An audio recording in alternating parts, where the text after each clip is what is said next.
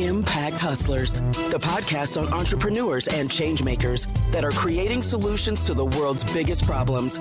Impact Hustlers is brought to you by Fast Forward 2030 and Real Changers.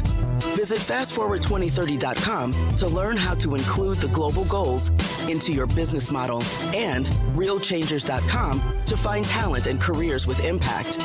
And this is your host, Michael Shafrat.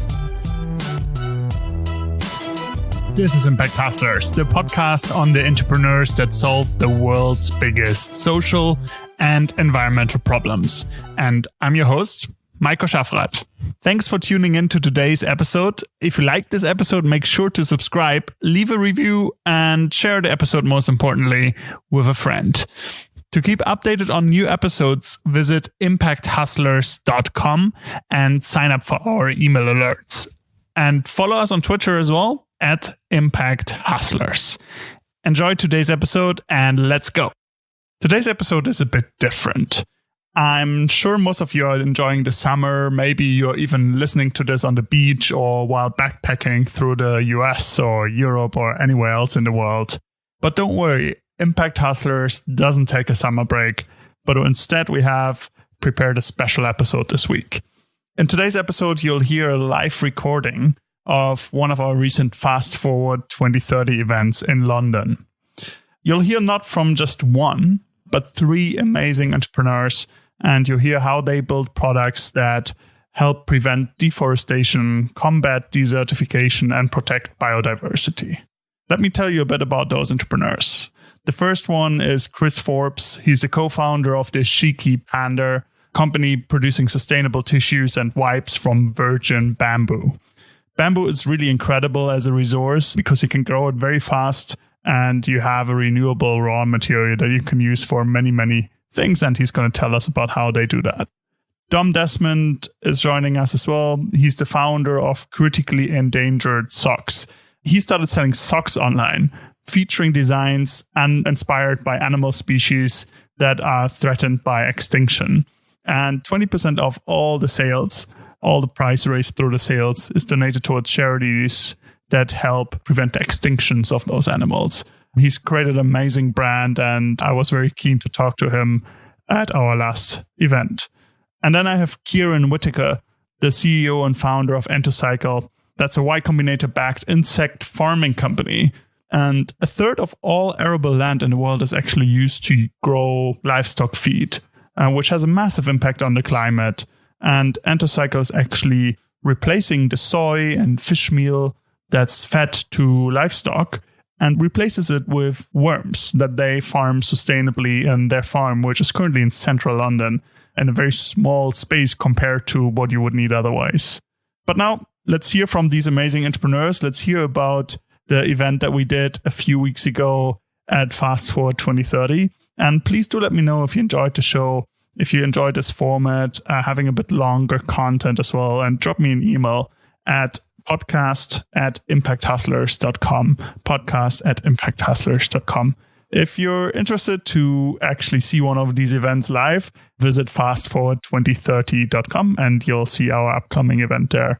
Enjoy the summer and enjoy this episode.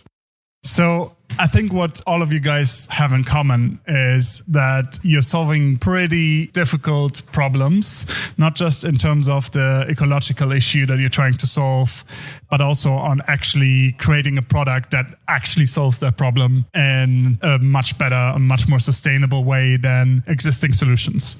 It's hard enough to start a tissue company. It's hard enough to start a fashion brand. And it's hard enough to do farming and to apply robotics to it. But you're taking that to the next level. So my question is it harder to make that part work, or is it harder to actually make sure there's actually demand for what you're creating?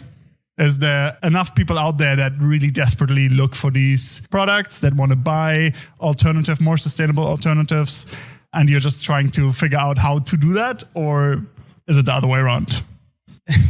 I'm actually not going to answer your question. I'm going to answer a question of why. I will answer it.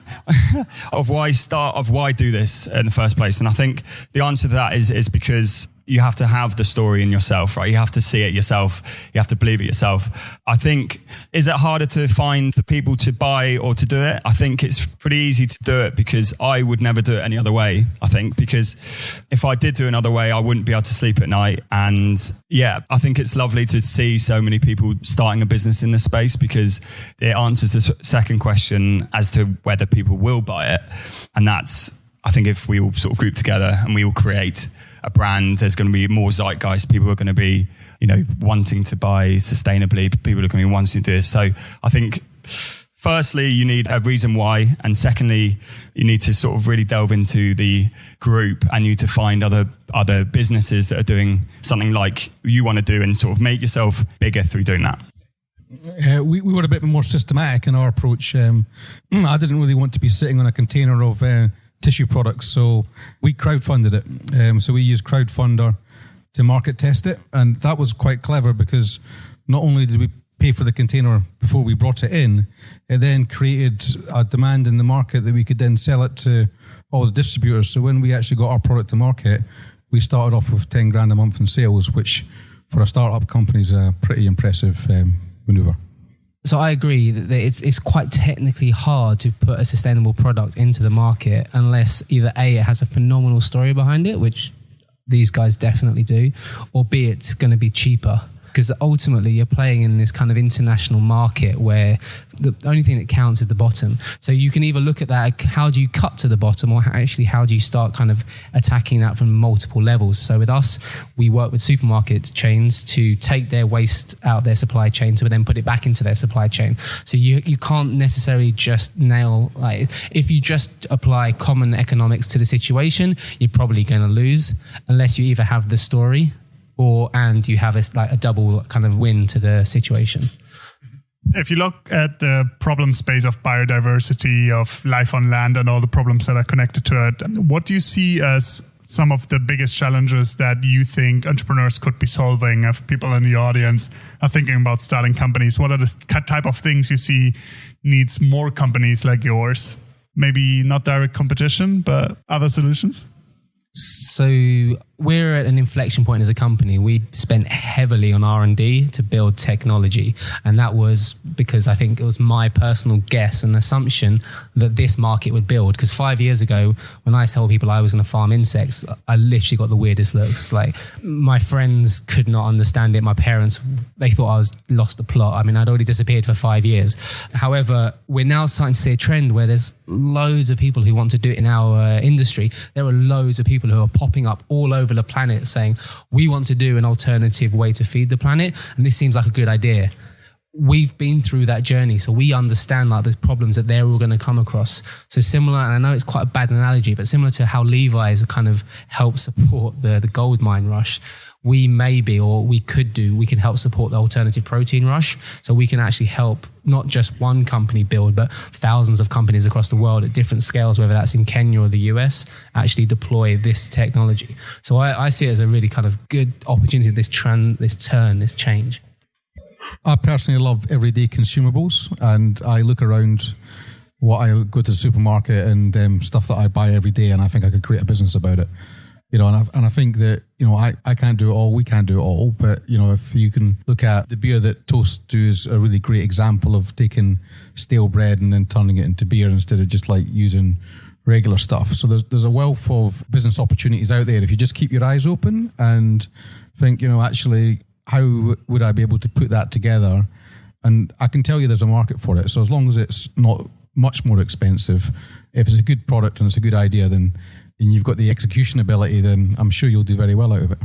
For me personally, it's rainforests. I think rainforests are the most important asset to our whole world. I think they are the lungs of the world. They take in CO2, they release oxygen, and they're getting sort of deforested. So I guess I would plead you not to do it through socks, but to sort of start a company that is helping the rainforest, because I think that is, at the moment, the most important thing, personally.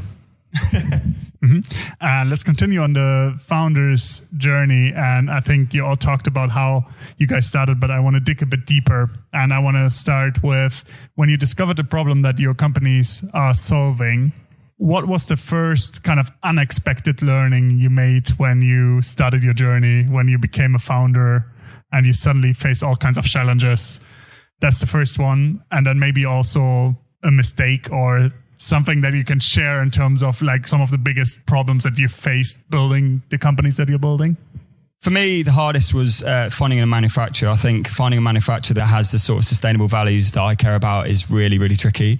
I did that through just months and months of research and loads of spreadsheets. I'm an advertiser, man, so I'm terrible with spreadsheets, but I made tons of spreadsheets and just called everyone I could, and that's how I did that. And I think you've just got to really believe in your mission and just keep fighting to get that manufacturer. Second question was...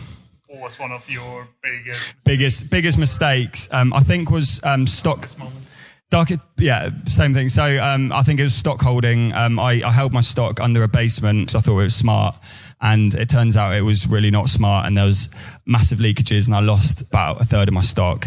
I didn't throw away the socks. I washed them and I gave them out to friends. But I think that was the biggest despair, and that's when I almost walked away and thought, what the hell am I doing? Because that's a huge amount of money that's been thrown down the drain. But I learned from it, and they're now actually in my bedroom. But it's not damp. But I'm getting a logistics company. That's my next challenge. So yeah. So tissue's quite a complex business. I didn't really understand how complex it was, and particularly the supply chains. We have to carry about 5 months worth of costs. So between us paying our manufacturer and then putting it on a boat and then the boat sailing around and then waiting for 60 days to then get paid for the product. If I'm selling £100,000 worth of product, I've got to have £500,000 worth of cash. And then when you scale that up, then it suddenly becomes quite mind-bending, and probably wouldn't have started this business if I actually realised how much cash was going to be required to run it, because I would never have figured out how I could get that much money. Turns out, that things happen for a reason, and you kind of get the right people that come along at the right time. The biggest mistake that we made was being a little bit too confident in terms of the market wanting this product. We were like, well, it's the world's fastest growing plant. It's great quality. It doesn't have any of these bleaching that recycled tissue has. People are just going to go for this, and we over-ordered, and we ended up sitting with 4 containers worth of stock, very early on, and basically wiped out our total first year's profit. So, yeah, it's good to be healthily optimistic, but not too much. So I think if you can help it, don't do hardware. It's really, really hard. No, I'd say the most important thing to do is to build a network around you. And that is people you can talk to, whether that's, and it sounds so cliche, but it is. It's all about the network. It's all about most of the opportunities that you're going to open are going to be because you have been out there, you have networked, you've made friends, you've made yourself known, you've encountered people, and try and be genuine. Like, don't try and hide who you are. If you don't believe in it, people will find you out. If you do believe in it, people will not follow you, but people will support you on your journey. So I think just try to do something that you really believe in. Darkest moments, weirdly, raising money is really difficult. Particularly in sustainability, I would still say, because it's still not, it doesn't have that kind of 10x factor off the bat where it's going to be phenomenal straight away. But it doesn't mean you shouldn't keep succeeding. Weirdly for me, when I raised money, I would just went and just kind of collapsed for a week. And it feels really weird because you've done something really successful and you really worked your heart and soul out. And then you go, shit, and now I've got to build it. Because before it was just an idea, now you just make it a reality. But it's worth it. It really is worth it. For all those downs, it's really, really worth it. Because I think you can look at yourself in the mirror, you can pull yourself out of bed in the morning, no matter how crappy the day is, and you still think, yeah, I'm hopefully going to make a really big difference. So keep going. Last quick question to everyone, and then we open up to the audience. Question I love to ask is, how does the world look like in 10 years if your companies succeed? How does your market look like? What's the type of impact you're aiming for? I want to sell every product, and every product needs to help a critically endangered animal. I think that it can expand into anything. So, Virgin, eat your heart out. I think I'll be buying your socks and putting them as merchandise from my website. So you got a customer on my side. I'd like to see bamboo growing all around the world and near sourcing of bamboo, because I fundamentally believe that bamboo is one of the answers to this world of stretched resources. And if we can try to find balance in this is a £50 billion industry that we're sitting in, and there's 27,000 trees cut down a day just for tissue, right? It's not necessary. So, if the world's producing more oxygen and absorbing more carbon and using something more sustainable, I'm a very happy person. So I think from a business point of view, I'd like to see Entercycle be the kind of backbone of a huge industry growth around the world. And that's, in every country possible, whether that's a very low tech solution in West Africa or a hugely high tech solution here in the UK, because you just got to apply the laws of kind of cost of labor and how that actually kind of affects the supply chain. Where I think some form of like massive transparency within the things that we consume, particularly food. So if you are able to today, like you turn over and you look at the ingredients list, if you do so, that you can turn over and see everything in that supply chain. So you know who did what in which country and how much kind of impact it had. I think that's going to be like the fundamental change, because it means everyone here can make that decision, and you by yourself then have that massive, we make a change by making the choices that we make. We have two choices in life, I think: who you vote for and what you buy. That's it. Everything else is kind of chance and kind of good hope. And so if you can affect those two things, then that's where I think we need to go, and we will be going. Thank you so much. We'll open the floor. Who's got a question? Question for Chris. So with a business like yours that's slightly more expensive than normal tissues, and you capture a market, which is a subset of, the global market, do you see businesses like this that sell based on values? Do they have the ability to be a market leader globally in the same way that Kleenex would be, without regulation or without being cheaper, like insects might be? Do you see that as the whole market? You could dominate it without regulation? So I follow Euromonitor. That's global consumer trends. So the global consumer trends are the search for authenticity, the search for intimacy. Everyone's an expert very quickly, thankfully, because of Google. So people can see the wool getting pulled over their eyes. People can see numbers in food, and people are smarter than what the politicians or the leaders of business would have them think. And it, like I said, it's very much the choices that we all have and all the influences that we all have that, people will quite happily pay. 50% is a bit steep, right? But people can afford an extra 20%, extra 25%. People will spend £500 in a Louis Vuitton bag. They can pay an extra £1 for a packet of tissues, and like that goes for any sort of thing. So this isn't going to stay as a niche product. We really see ourselves as a mainstream, and if we can become a mainstream brand, then hopefully we can inspire others to do the same. Again, and this is just what I noticed, like if you go from the B2C market, like you have initially a lot more ability to make the impact. If you're trying to go from the B2B market, it becomes more and more difficult unless you've got a story to sell. Like that's the most important part. And if that story is sustainability, it's slowly and ever more becoming better. That story and narrative, because people are latching onto it. Like the plastic cleanup project is phenomenal. Like it's going to clean up the oceans, and Adidas are joining in, and Nike and everyone. They haven't got anything.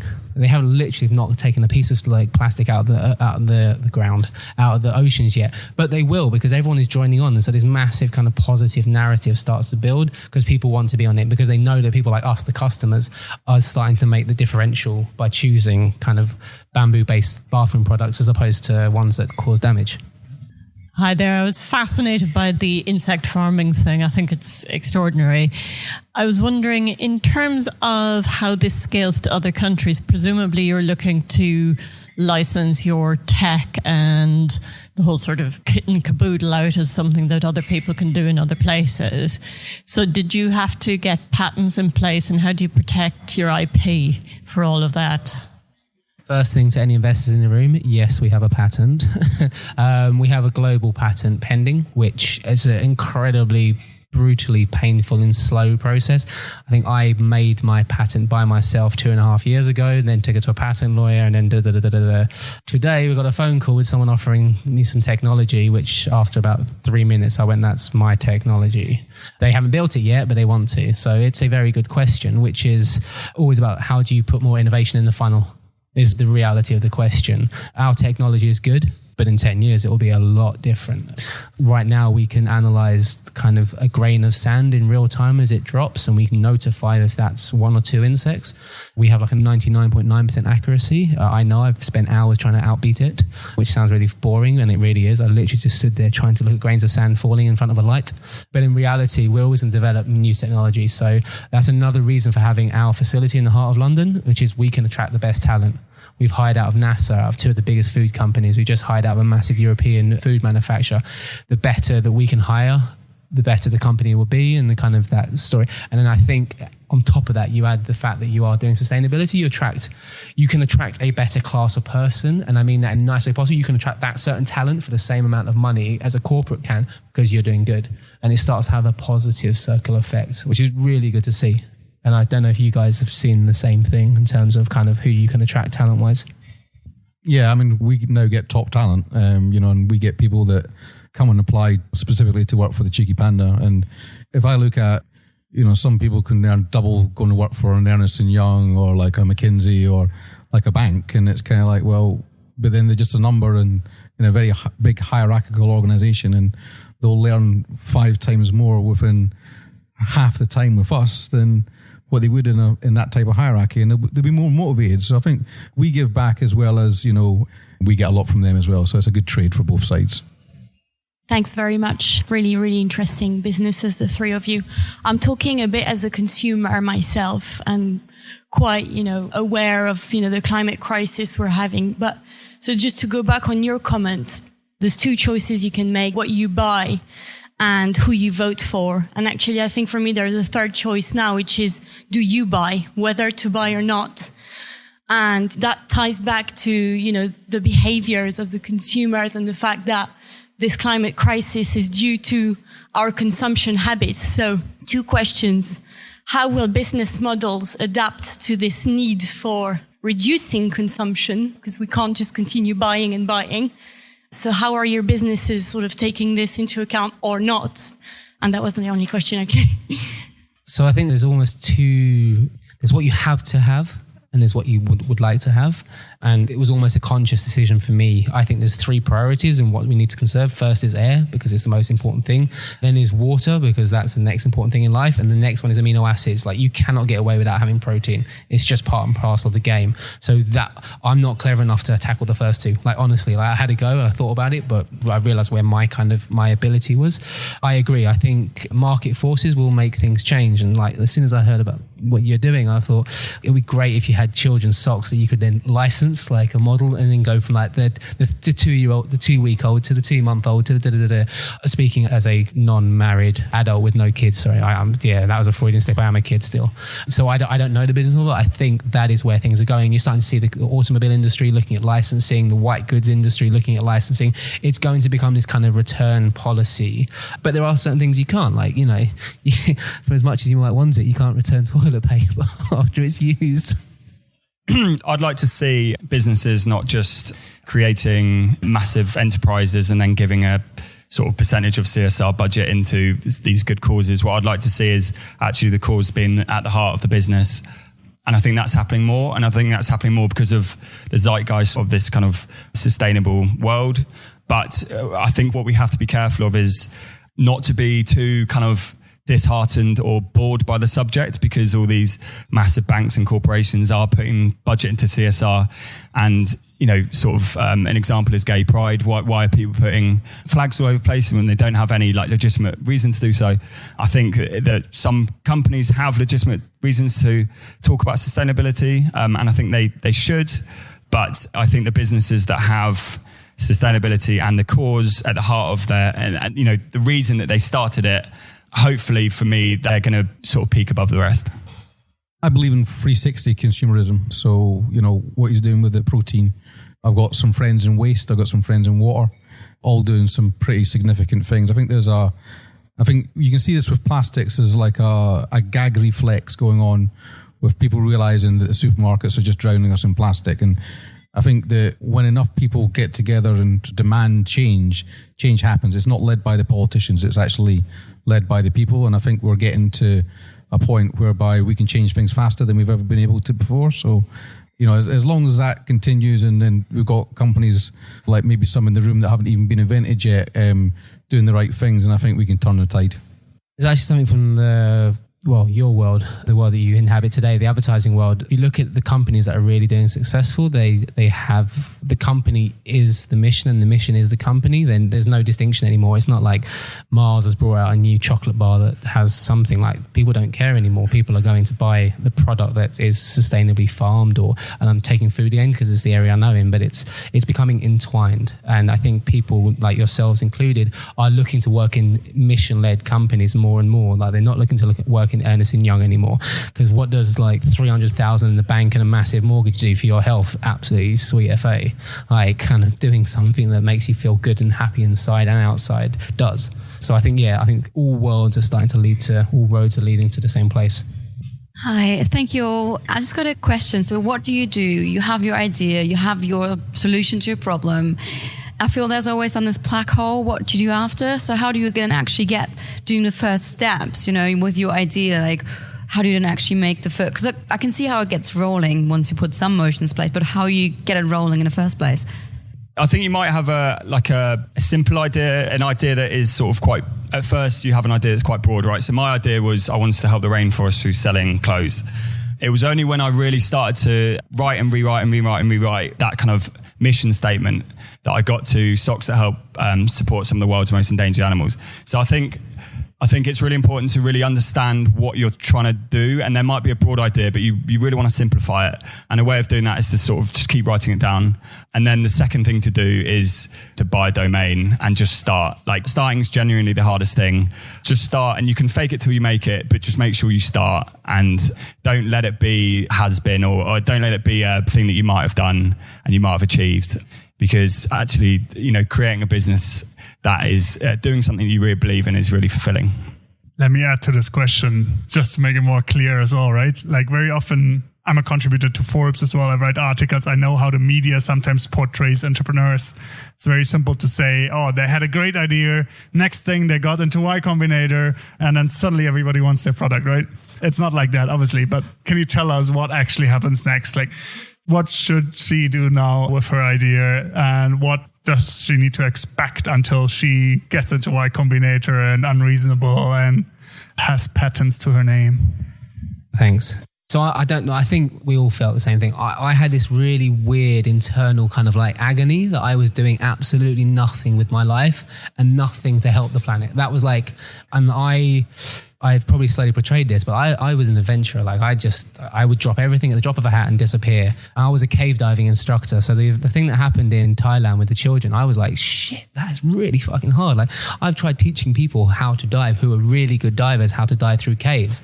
2 weeks later, I dropped everything, sold everything, moved back, because I had that internal kind of burning desire. But I go back to, I can think about 3 or 4 friends that I now call really good friends who helped guide me. They kind of like, they made suggestions here. They recommended I do things, and I've kind of followed that. And that was because I made a network. I went out there, I went to events. You have to kind of just take those steps, just really kind of like, it's not grinding because you're so passionate at the beginning. It's just like you keep stepping, and you find people who can help you and recommend to you and talk to you. And then if you want to know how to get into Y Combinator, speak into a phone for 60 seconds, submit it and hope for the best, because that's all I did. The reality was, when I turned up, and I think they interview 40,000 people a year, or was 1 in 40,000 chance, every year. I just opened my laptop, showed them a video of what I'd done, and they went, okay. So I think if you've got a crazy enough idea, or it's one that's kind of, it's just so common sense that it makes a difference, people will accept it. And I actually probably wouldn't suggest going to Y Combinator because it's really, really weird.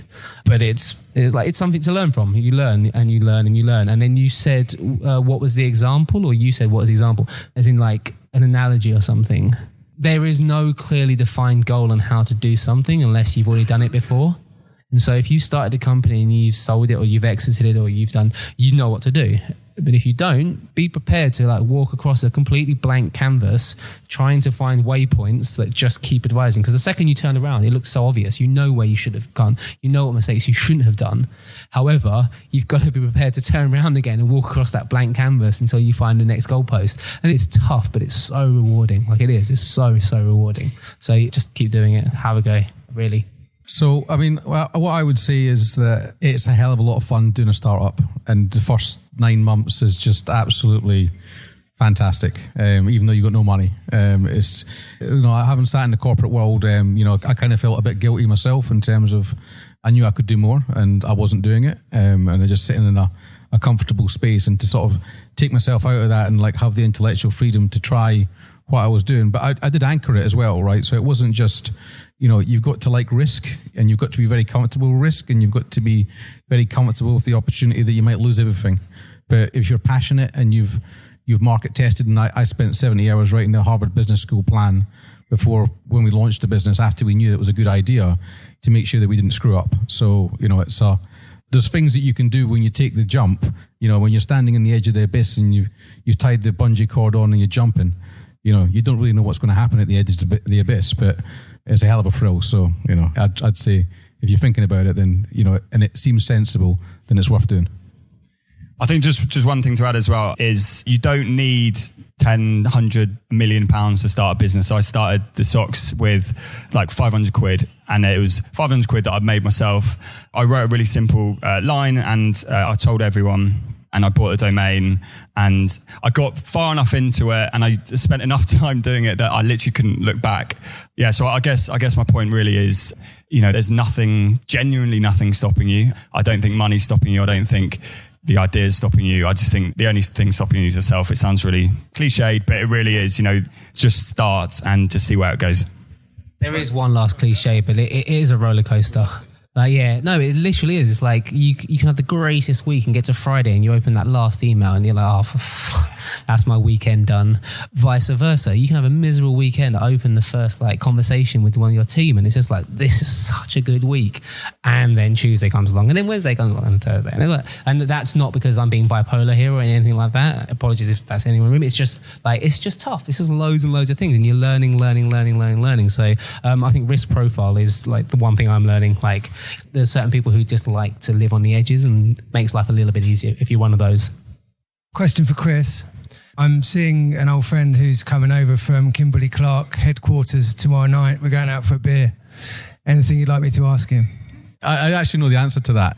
Kimberly-Clark's a £20 billion industry. So if 10% of their population the customers wanted to go to bamboo, they'd have to create £2 billion worth of product overnight. So it just represents too much operational risk. I wish they would stop trying to squash me with rebates and buybacks when I win contracts, and they try to buy them back off me. You know, I don't think that's necessarily fair.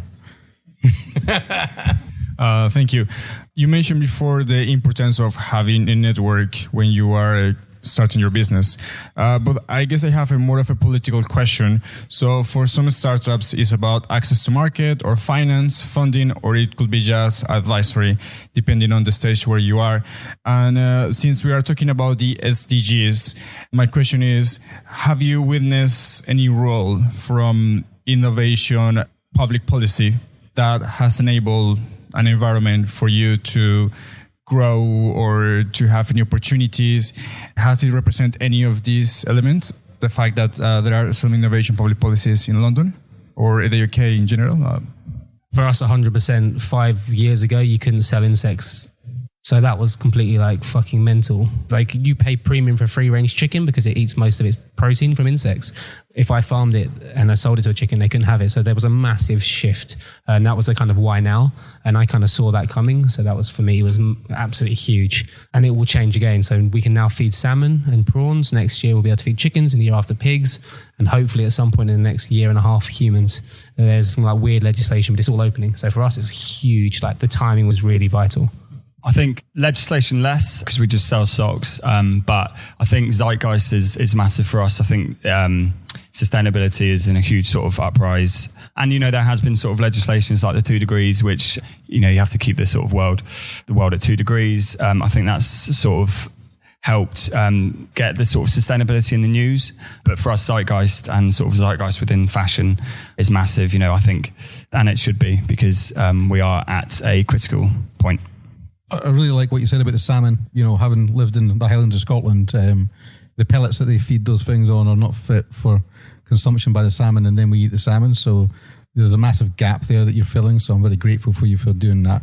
I mean, like, you know, in this world is globally connected. You know, we've done some strange deals where, like, we sold containers of like Cheeky Panda to Macedonia, to Cyprus, like, you know, deals with like Israel, all around the world, right? So, like, you know, it doesn't really matter if someone's sitting in London. It doesn't matter if someone's sitting in, you know, north of Ireland. It doesn't really matter if someone's sitting in southern Italy. You know, we're all feeling this need for more sustainable products. And, you know, if you're coming out with a good idea, then, you know, your market's everywhere. Hi, Kieran, you seem to be encouraging a cultural shift to eating insects like we did in the past, which is quite a big ask. Chris, do you think, is it such a big ask to re-encourage humans to not use toilet paper? And if so, how will your business deal with that challenge? So, I mean, listen, the most sustainable way to do it is to use the hose, you know, which is what they use in Asia. I mean, I think, you know, there's always going to be need for tissue products. If we're using less of it, then it's a good thing in my book. And, you know, less is more. And, you know, this is going back to the point the lady made over there, that less is more, and we need to, but there'll be more of us as well, right? So, you know, we might be consuming less, but we'll probably be consuming roughly about the same because there'll be more of us. So, and that's all about trying to find the equilibrium, right? And, you know, the more people that sort of try to work towards balance of, you know, using things that are faster growing and more sustainable, that last longer, or different ways of looking at like the food chain, then, you know, we can have a nice future. I lived in Asia for 3.5 years. Like, the bum gun is great. However, there's cultural changes. It takes decades, a lot of times. 20 years ago, people hated the idea of eating sushi. You know, every single corner sells sushi, and the West anyway. So the challenges that we're facing today, they're going to be around for 10, 15, 20 years. By making a difference now, you make a long-term difference. And if he's doing as well as he's doing in 10 years' time, I'm sure he has an opportunity to pivot, which is the key word in startup. I think one more question, maybe. One last one? No? Before we wrap up, I'll keep it short so I don't take more time than needed.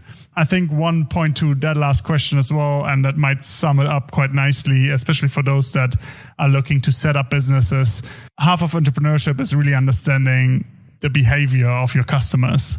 And that often also informs what you're actually going to be working on, right? Trying to get hoses installed on all toilets in Europe, or trying to make tissue use more sustainable. I'm not saying this is right or this is wrong, but like matching more the behavior pattern of people and the demand they already have. So thanks very much for joining today, and see you next time. Thanks for listening to today's episode. If you like this episode, make sure to subscribe, leave a review, and share the episode with a friend. To keep updated on new episodes, visit impacthustlers.com and sign up for our email alerts. And also follow us on Twitter @ImpactHustlers. Thanks very much for tuning in, and see you next week.